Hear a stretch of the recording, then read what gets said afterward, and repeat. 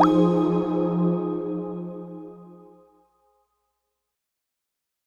guys, Concrete Pete here. Just releasing a video of some Path of Exile beginner tips that I think will help new players with the launch of the 3.11 League. I know some of these I definitely wish I knew before I started playing Path of Exile, and some of them might even help you veteran players out there.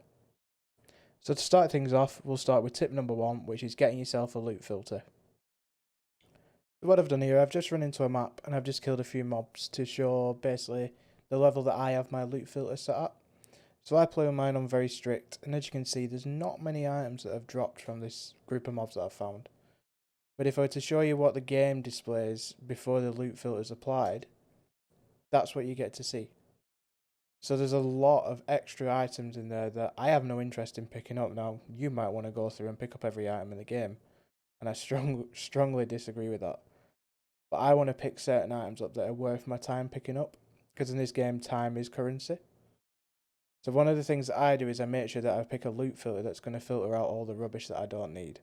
Now I am a bit further on in the game than most of you will be at league start. Obviously it's the end of the league now. So as you can see, when I let go of the alt key, I am only looking for certain items that even most of these I may not pick up. I'll probably pick up the large cluster jewel. I'll probably pick up the splinter, and I'll probably pick up the chromatic orb as I'm running through. But you've got to remember that when you're going through the maps, every time you stop to pick up loot, that's time that you've taken to then complete the map. You've got to make sure that what you're picking up is worth your time to pick up. So how do we get a loot filter? Well, there's two ways you can get it. The first way, which GGG have recently introduced, is actually built in through your account settings. So if you log into the Path of Exile website, as I've done here, you can click on this button down on the right hand side, which is item filters. And when you click through to that, you'll see it brings up a list of item filters that I've currently got installed. Now the benefit of doing these ones is if the developer, so for example, I use a popular one by Neversink, he's always keeping it up to date and they're always very, very good quality item filters.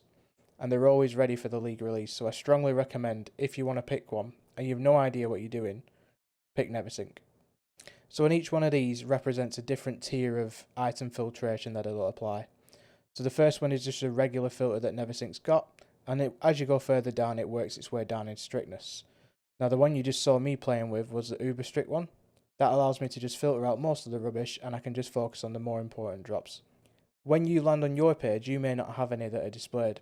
So what you'll need to do is click on the item filter ladder, and that will bring you to this page. As you can see, Neversink is one of the most downloaded ones, and as I said, I do recommend that you start off with that one. So in order for us to install, we need to left click on the name. So I'm going to click one that I don't have, because otherwise it won't show the correct screen for you. So I'm going to click this one, starting off. Once you've clicked it, you can click follow, and that'll then add it to your account, and then it'll display in the game. Once you're in the game, you need to select it from your settings, which I'll just flick over now and I'll show you how to do that. So once we're back on Path of Exile, press escape, go to your options, and what you want to navigate to is the UI tab. In the UI tab at the very bottom, you should find that you have one that says list of item filters, and in there you should see the item filter that you've subscribed to. Select that one, reload it, save, close, and your filter is active and ready for you to go. Having an item filter is one of the biggest things that you can do to start your game off. It'll slowly help you to understand which items are important to pick up, which items are worth trading with other players, and which items to just ignore. Tip number 2. Learn the stash keybinds. So when you're in Path of Exile, you can do a lot of inventory management. And one of the quickest ways to do things is using the control keybind. So if you hold down the left control key on your keyboard and left click an item, it'll automatically transfer it to your stash, providing you've got room for that item. So because I'm in my currency tab, I can transfer currency to and from the inventory and back to the stash, all while holding the control key. The second thing you can do is spam an item on another item, holding the shift key. If you hold down left shift and then right click, you can then left click on an item to spam it multiple times without having to individually click each time. So what I'm going to do is spam these fusings on this chest piece, and we may even get lucky and get a 6th link. So as you can see, it's letting me spam right through my fusings and I don't have to individually click each fusing. Unfortunately, we weren't lucky and we didn't get a 6th link. Tip number 3. Learn the vendor recipes. So on Path of Exile, you can trade items to the vendor and then also get other items back. What I'll do is I'll link the web page to all these item recipes, as there's quite a lot for you to go through, but some of the ones that I think they're important for people, I'll highlight now. So the first one I want to show you is the Orb of Scouring on a gem. What this can do is it can decrease the level of a skill gem by 1. Now initially you might be thinking, why would I want to do that?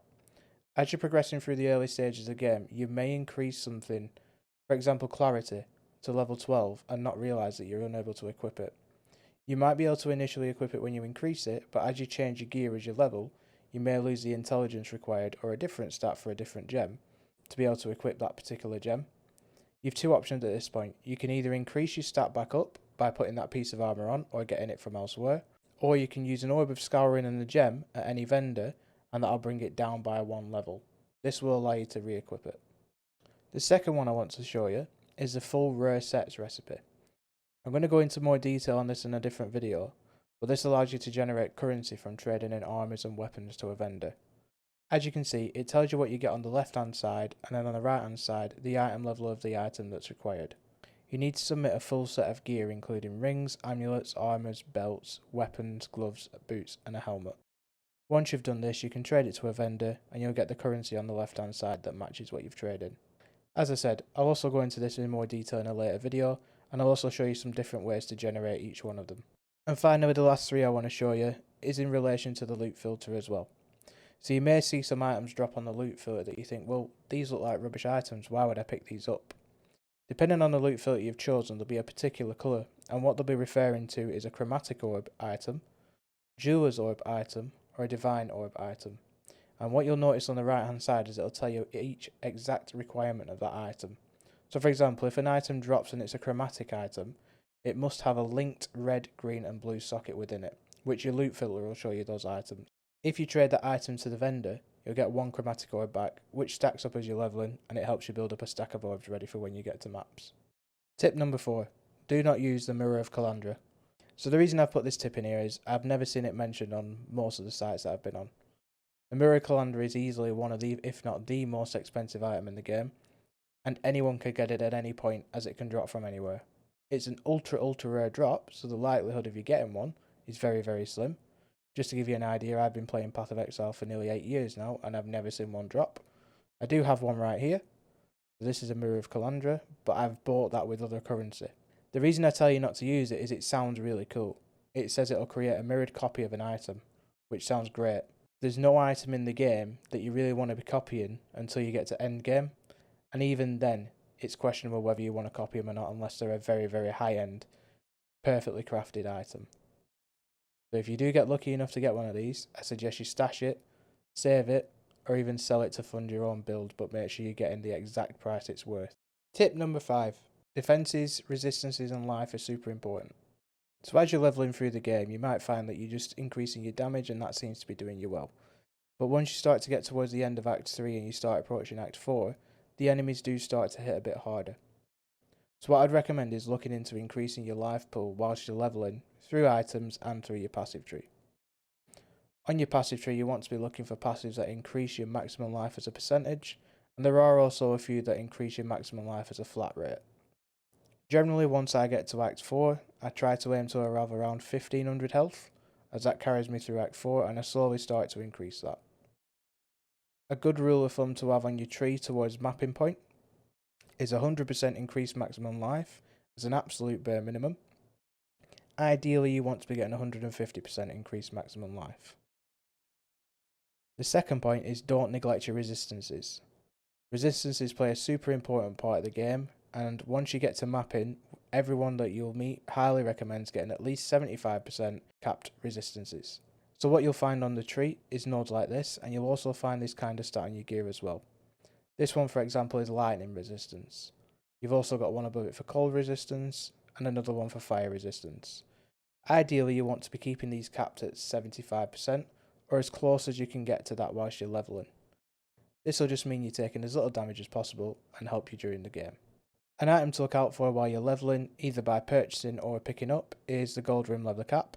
As you can see, that gives you plus 34% all elemental resistances on this particular item. It does range from 30 to 40%, so if you can get a better rolled one, that's better. This item's usually a twink leveling item, as people refer to call them, as it's a really strong head slot and gives you a lot of benefit. Tip number 6, movement speed helps a lot. So as you're leveling up, one of the best stats you can get hold of is movement speed. So whenever you're in the town and you go into the vendors, what you want to be doing is checking the vendor for a movement speed item. So for example, we use title here, purchase an item, and what we can type in here is move. Now hopefully I'll have one here to show you, if not, I can just explain it. As we move through, if there's an item that has a movement speed increase on it, it'll show up here. Now it looks like we don't have any items, but what you can find is when you hover over the items, you might find some that have increased percentage movement speed, and that'll help you leveling up a lot. By being able to move from mob to mob quicker, and from zone to zone quicker, you'll find that you progress through the game a lot quicker as well. Tip number 7, flasks are super important. So as you're working your way through Path of Exile, you'll start to pick up a lot of flasks with different modifiers on them. Some of the more important ones you want to look out for are the heat modifier, the staunching modifier, and then the quicksilver flask itself. The reason why we mention these ones, if we take for example the staunching modifier here, what this does is it removes bleeding on use and grants you immunity to bleeding during the flask effect. This allows you to remove bleeding, which you'll find once you get to around Act 4 starts to stack up. When you're under the effect of bleeding, as you move you take more damage, and this can quickly drain your health bar. So by having the bleeding removal flask, this allows you to remove that effect and carry on as normal. The same applies for the flask of heat. This does the same thing, but it removes the freezing and chill effect. If your character gets frozen, it can't move and it can't use any spells or skills, and if it gets chilled, it gets slowed down by quite a lot. Any of these two can quickly lead to you dying by a group of mobs, so it's important that you have some form of freeze immunity. The easiest way to get it is through a flask. The third one is a quicksilver flask, which follows back off the point we previously mentioned, which is movement speed. Movement speed makes you move faster, lets you get zone to zone faster, and also stops you being hit as much as you're moving through the map. If you stand still, you're more likely going to be hit than if you're moving. Having a quicksilver flask is really beneficial to your leveling speed, and as you progress through the game, you'll hit a point in Act 1 where you get a quest to go to the tidal island for Bestel. Do that quest, and one of the rewards you can get is a quicksilver flask, and that's highly recommended as it'll help you speed a bit through the game more. Tip number 8, follow a build guide. So this is one of the tips that I wish I got told when I started Path of Exile. My first few characters on Path of Exile were absolutely shocking, and yours may have been as well. The reason for this is I didn't follow a build guide. I had no idea what each stat meant, I had no idea which weapons worked well with each other, and had no idea what the skills even did. By following a build guide, it takes all that away from you and leaves it to someone that's actually spent the time and has the knowledge to recommend a guide for you. What that allows you to do is focus on learning the game as a whole, rather than working out how the passive tree works, how the skills interlink with each other, and how actually fighting with a certain setup works. In Path of Exile there's a lot of character classes and a lot of different ways you can play your builds. There's miners, summoners, archers, melee characters and spellcasters, amongst a few. If you want to be delving in and picking your own build, what I'd recommend is find one of those archetypes that you want to play, and find a guide on the forums and follow that guide. That allows you to learn the game and also lets you experience the story at the same time, whilst taking away the stress of actually figuring out how to work a build. Once you've done this a few times, feel free to have a go at making your own build, and the way to do that is pick a skill that you want to use and work from there. Before the league hits, I am hopefully going to release a few build videos. What I'll do in these build videos is I'll show you how to build your character, the passive tree that I recommend, and also the skill progression I recommend. I'll show some example mapping on it, some example leveling if I can get it in time, and I'll also show you some recommended uniques for whilst you're leveling. All these are subject to patch note changes. GGG may nerf one into the ground, or they may buff it. It all depends on what they want to do. Tip number 9, watch out for scams. Unfortunately for the honest players in Path of Exile, there are scammers out there that are trying to steal your items. There are a few different scams that go around the market, but one of the few common ones is where they'll switch out an item and hopefully bait you into accepting the trade. What you'll find a scammer will do is either list an item super cheap, hoping that you'll trade them, or they'll trade you offering whatever price you wanted to pay for the item. When you're in the trade window, what they'll do is they'll put out the item that you've requested. So for example, if we were going to go for this hair mask card, they would put that item in the trade window, you would click accept, and what they would do is close the trade window. They would then reopen another trade window with you, but instead of putting in the item that you originally wanted, they'll put in a different item that looks similar. What they're hoping that you do in this case is that because they put the item in the first place, they'll hope you just put in the currency or the item if they're buying it off you, and then just quickly click accept. Once you've done this, they'll then take the item and they'll leave instantly, and you'll be left with an item or currency that you didn't expect. Or in the case of the currency part, you might only end up with one exalted orb instead of a stack of exalted orbs. So always double check your trades 2-3 times every single time you have to open the trade window. Another common scam what they'll do is they'll try and price fix an item and then offer you that item as a trade. So for example, if Wanderlust wasn't a very popular item in the league and no one really wanted it, you might find that not many get traded because it's not a popular item. What you might notice is a lot of people price fix the item and offer that item as a trade, hoping that when you go to check a trade website, you see the item on there for the price you've said, and you think that that's the actual market value for that particular item.